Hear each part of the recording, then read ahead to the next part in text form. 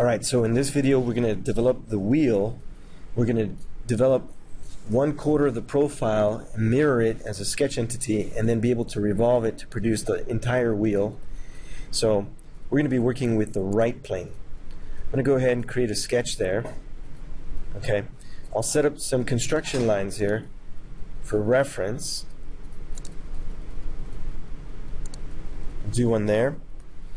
And then we'll do a horizontal because this is what we'll use to revolve the profile.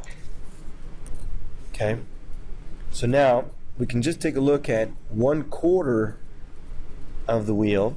We got an overall diameter to start with of 2 inches, right? So the distance that we're looking at from this center line to our profile here is going to be about 1 inch. All right, so let's zoom in here and see if we can quickly sketch it out. We have some fillets and rounds in there. So let's see. I'm going to be right about here. And also you can see the thickness there is about 0.7, so we don't have to be that thick here. We've got a little protrusion, a little indentation here. And then we have what is going to be the hole, right? Now to produce the other side here, we can easily have done dynamic mirror, but what I want to do is I want to get this profile correct before I mirror it and then I revolve it. So what we have here are some fillets and rounds of 0.05. They occur on the inside, right? They occur right here. So we're just going to use the 2D fillet tool, okay, and do 0.05 between the edges indicated, and there's our fillets. I think those are the only ones we have. Okay, now if we go ahead and start adding more dimensions here, and again just think about we're only doing a portion of the profile, so from here to here we're going to have half of 0.70, right? Now take a look, right? We want this to match. What we can do here is we could create a relation, right? Again, the way that we can create a relation is control click, let's get out of dimensions there. Let's control click the entity that we want to change and then control click the entity that we want to align it with, and we could use collinear here, right? And you could test it again. Make sure that it works, right? Let's set that back to 0.35. Now, the other thing is that we have another dimension that is related to the diameter, right? Let's set up the diameter first. From here to the center is going to be half the diameter, and the default diameter here is set at 2, right? So here what I'll do is just set it to 1. Now, again, if we turn on our dimension names, we can see the dimension names. The dimension that we could drive with an equation is going to be this one right here. Okay? Now, the equation that drives it is the diameter minus 0.6, right? And since there's symmetry here involved, we can look at it this way. We can look at half the diameter minus 0.3, right? Because it's going to be equal on both sides.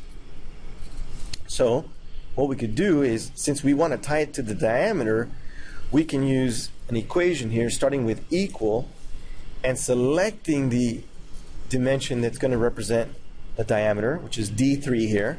Okay, it's in quotations, so we could either use close parentheses, open parentheses, or just simply do the minus 0.3.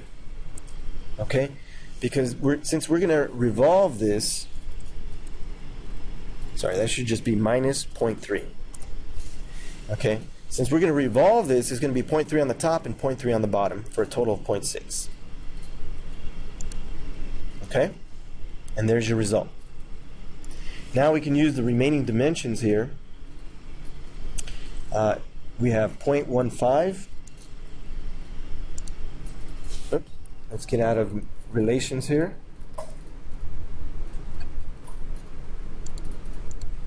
Let's close this.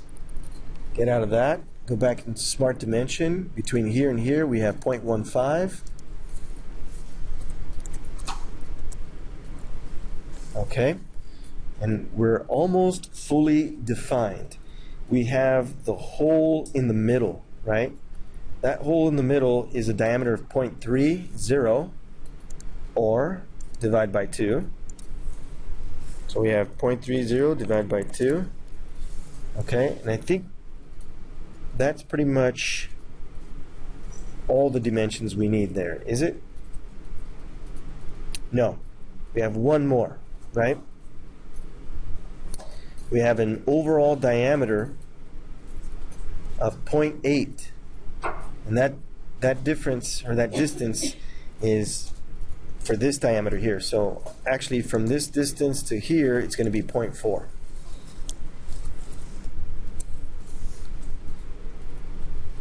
And I think we got everything covered, right? You can see now it's fully defined. Our sketch is fully defined. So this is only one half of it though, right? Now what we could do is we could actually just simply mirror. So let's select the entities that we want to mirror. Okay, use the mirror entities command, and then we can highlight the value box for the mirror axis. And click OK. There it is. Now what we'll be able to do is switch over to features, and we'll use Revolve. Okay. Once again, we can take a look at what's the axis of revolution. That's going to be this horizontal center line here. And because it's a closed profile already, you can see the result. Okay? So, we've got our parts completed, right? But remember, the challenge here is that we've got configurations. So continuing here with the wheel, and then we'll go back to the frame. Let's take a look at how we would develop our alternate configurations.